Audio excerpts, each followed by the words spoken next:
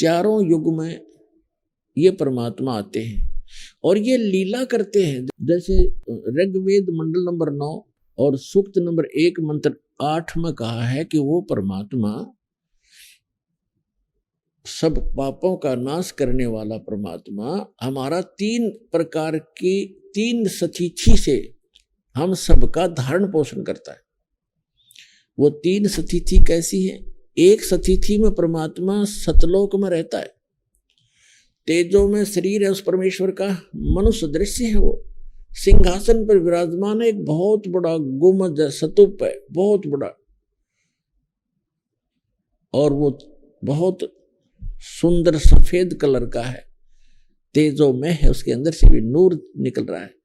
उसके बीच में सिंहासन पर परमात्मा विराजमान है, एक राजा के समान बैठे हैं, उनके सिर पे मुकुट है और ऊपर छत्र है और उनके ऊपर चंवर अपने आप भी होता है जब इच्छा होती है, और बाकी वो रखा भी रहता है। तो वो स्थान जो है वो है परमात्मा की प्रथम सतिथि। फिर वो भगवान, वो ही परमात्मा अपना अन्य रूप धारण करके अपने शरीर को सरल करके, क्योंकि वहां जो परमात्मा बैठे हैं परमेश्वर परम अक्षर ब्रह्म, उनके एक रोम में, एक रोमकूप कहो एक रोम कहो, रोम तो कहते हैं बाल को, रोमकूप जहां बाल उगता है, उस परमात्मा के एक रोम में, एक रोमकूप में समझो इतनी रोशनी है, करोड़ सूर्य मिला दे करोड़ चंद्रमा, वो भी फीकी पड़े।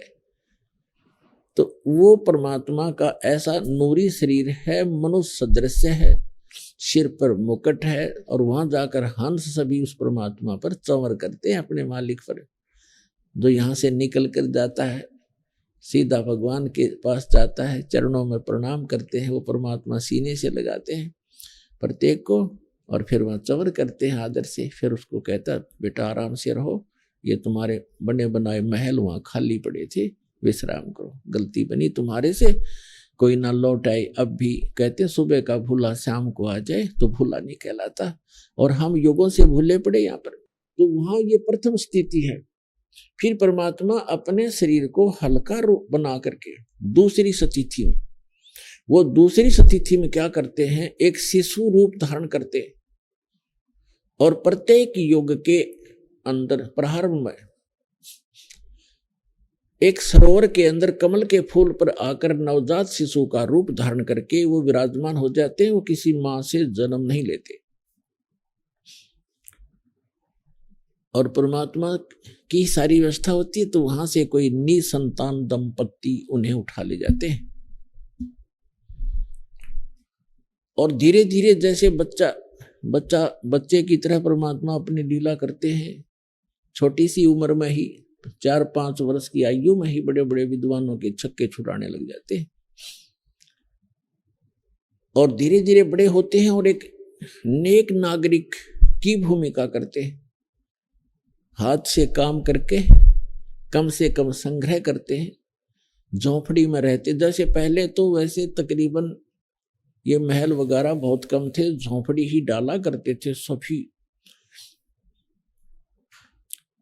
तो वो परमात्मा एक ऐसी लीला करते हैं कि भक्त को अधिक संग्रह करने की आवश्यकता नहीं है।